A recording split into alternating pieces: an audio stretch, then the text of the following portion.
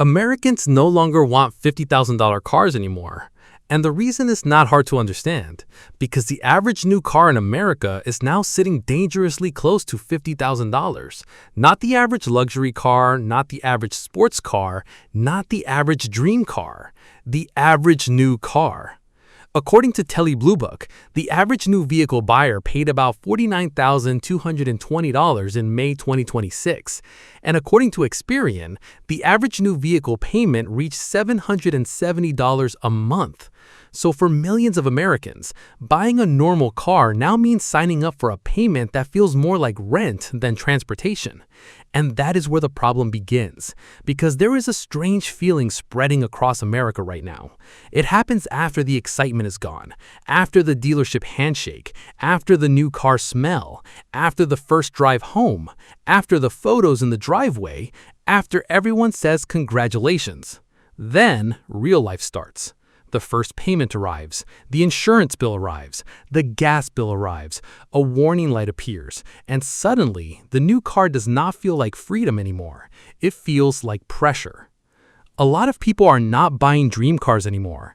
They are borrowing almost $50,000 just to buy normal transportation, a vehicle to get to work, a vehicle to take the kids to school, a vehicle to buy groceries, a vehicle to live an ordinary life.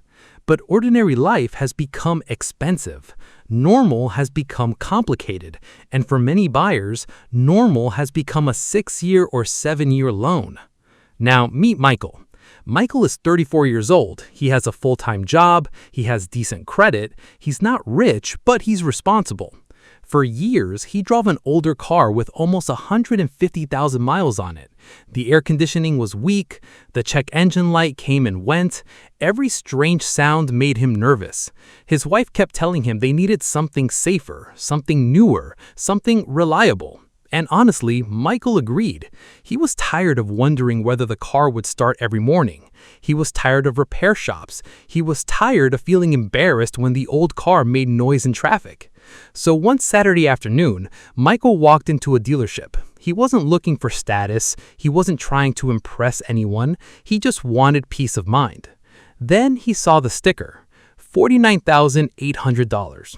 For a second, he froze, because $50,000 still sounds like serious money. But the salesperson smiled and said the line that explains the entire car market right now. This is just what cars cost today. That sentence is dangerous, because when people hear it enough times, they start accepting it. Michael did not want a $50,000 car, but he needed transportation. He needed reliability. He needed something his family could trust. So slowly, the big price became a smaller question. Not, is this car worth $50,000, but can I handle the monthly payment? That's how the trap begins, because $50,000 sounds scary, but $770 sounds possible. Painful, but possible. Heavy, but normal. And once a painful number starts to feel normal, millions of people stop questioning it. Now, let's run Michael's real numbers. The vehicle price is about $50,000. After taxes, fees, and his down payment, Michael finances around $44,000. His payment is about $770 a month, but that's only the number the dealership wants him to focus on. Now add insurance. For a newer vehicle, full coverage might cost around $220 a month. Now add fuel, maybe $180 a month. Now add registration, tires, oil changes, maintenance, and small repairs. Average that out to another $160 a month. Now, Michael's $770 car isn't really $770. It's closer to $1,330 every month. And that still doesn't include depreciation. It doesn't include a major repair after warranty. It doesn't include the stress of being stuck in a loan for years. Michael takes home about $4,900 a month, so this normal new car can take more than 27% of his real paycheck, before rent, before groceries, before utilities, before credit cards, before medical bills, before emergency savings, before life. That's the moment many Americans are reaching right now. They're looking at the car in the driveway and realizing something painful. The car isn't giving them breathing room, it's taking the breathing room away.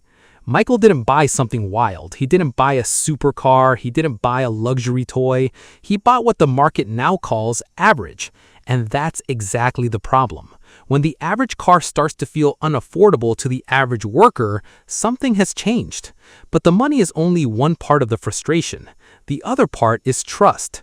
People used to believe that buying new meant buying peace. You paid more because you wanted fewer problems. You paid more because you wanted reliability. You paid more because you were tired of worrying. But now many buyers feel like they're paying more and still worrying. Modern cars can be amazing. Big screens, cameras, sensors, driver assistance, turbo engines, software updates, digital dashboards, electronic controls. Everything is smarter, everything is connected, everything is more advanced. But when something goes wrong, everything is also more expensive. And this is not just a feeling. Consumer Reports removed its recommendation from 18 models after its latest auto survey found below average reliability. So buyers aren't imagining the problem. They're seeing prices near $50,000 at the same time reliability concerns are becoming part of the conversation. A simple warning light may need dealer diagnostics. A sensor can cost hundreds. A screen issue can affect basic controls. A software problem can make a brand new car feel unreliable. And even when the vehicle is under warranty, the owner still loses time. They still call the dealership. They still wait for appointments. They still arrange rides. They still make payments on a car they can't fully trust. That's what makes buyers angry. A problem on an old, cheap car is frustrating. A problem on a $50,000 new car feels insulting. Because when someone pays that much, they're not just buying wheels and seats. They're buying confidence. They're buying relief. They're buying the feeling that at least one part of life is finally handled. And when the car gives them stress instead, the whole promise feels broken. Michael feels this less than a week later. He walks outside before work. He presses start. The dashboard lights up. A warning message appears. Service required. The temporary tag is still on the car. The first payment hasn't even cleared yet, and Michael just sits there thinking, did I buy peace of mind or did I buy another problem? That's the fear spreading through the market. Not that every new car is bad. Not that nobody should ever buy a new vehicle. The fear is that the price has climbed so high that buyers have less patience for disappointment. When a car costs $25,000, people may tolerate some flaws. When a normal car costs $50,000, people expect it to feel solid. They expect it to feel dependable. They expect the ownership experience to match the payment. And for many people, it doesn't. That's why the mood is changing. Americans still want safe cars. They still want reliable cars. They still want comfort. They still want transportation that works. What they don't want is a normal car priced like a luxury product, financed like a small mortgage, insured like a risk, and repaired like a computer. And long loans prove how stretched buyers have become. When people take 6-year and 7-year loans, it's not because cars became cheap. It's because cars became too expensive. A longer loan can lower the monthly payment, but it doesn't lower the price. It doesn't stop insurance from rising. It doesn't stop depreciation. It doesn't prevent repairs. It only spreads the pain across more years. And during those years, life can change. Michael could lose overtime. Rent could increase. Insurance could jump.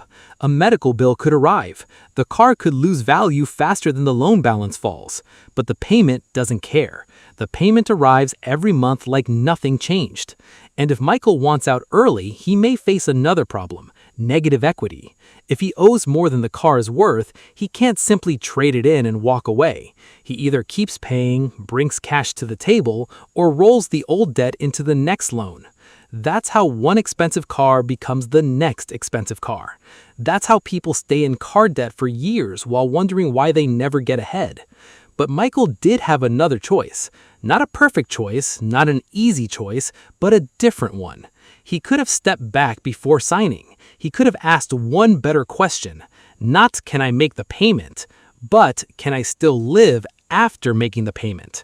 That question changes everything, because if Michael had bought a carefully inspected $25,000 used car instead, his payment might have been hundreds of dollars lower. His insurance might have been lower.